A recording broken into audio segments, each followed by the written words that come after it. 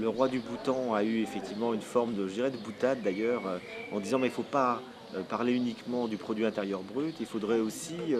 comptabiliser le bien-être des individus qui vivent dans un pays et on pourrait parler du bonheur intérieur brut. Alors l'expression évidemment est un petit peu tirée par les cheveux, mais elle veut dire quelque chose de profond. C'est-à-dire qu'au fond, ce qui permet de juger de la qualité, du développement d'un pays,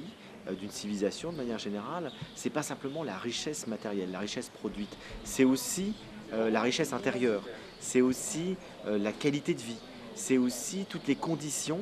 que développe une politique publique pour permettre aux membres de la communauté, aux membres du pays, aux citoyens, finalement, d'être contents, d'être satisfaits, d'être heureux, tout simplement. Alors il prône un certain nombre de critères comme la promotion de l'éducation, de la santé, le respect de l'environnement. Donc il y a tout un certain nombre de critères qui sont mis en valeur comme étant des conditions nécessaires pour qu'un peuple puisse être heureux autant que faire se peut et donc pas simplement satisfait sur le plan matériel. Je pense que le Bhoutan a une situation géographique très particulière parce que c'est un petit royaume qui a peu de relations avec l'extérieur. Les gens sont très enracinés dans une tradition bouddhiste extrêmement forte, donc c'est un peuple très spirituel. Par ailleurs, ils sont que 700 000 habitants. Donc c'est un cas très particulier, donc on ne peut pas évidemment promouvoir à l'échelle d'une nation de plusieurs dizaines, voire centaines de millions d'habitants, la même chose en termes d'éducation, etc., que ce qui peut se faire dans un tout petit pays. Et en même temps, je pense que les valeurs sont vraies. C'est-à-dire ce qu'il propose me semble juste en mettant l'accent sur le fait qu'il peut y avoir des politiques publiques qui privilégient autre chose que la croissance économique.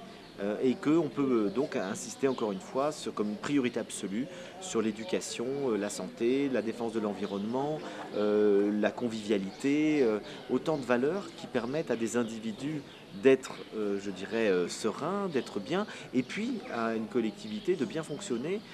dans un lien social qui est fondé sur un certain nombre de valeurs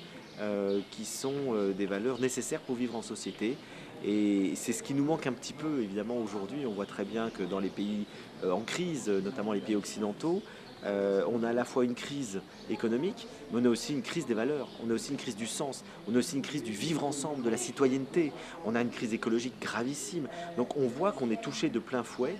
par tout un certain nombre de problèmes qui fait que les gens n'ont plus ce plaisir à vivre ensemble, n'ont plus ce bonheur d'être ensemble. Et je crois que ce que dit le roi du Bhoutan et ce que met en œuvre la politique du gouvernement bhoutanais, derrière l'aspect un petit peu, je dirais, bon, voilà, anecdotique du bonheur intérieur brut, repose sur quelque chose de très juste.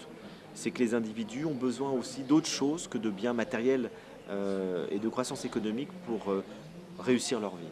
et pour vivre en société de manière harmonieuse.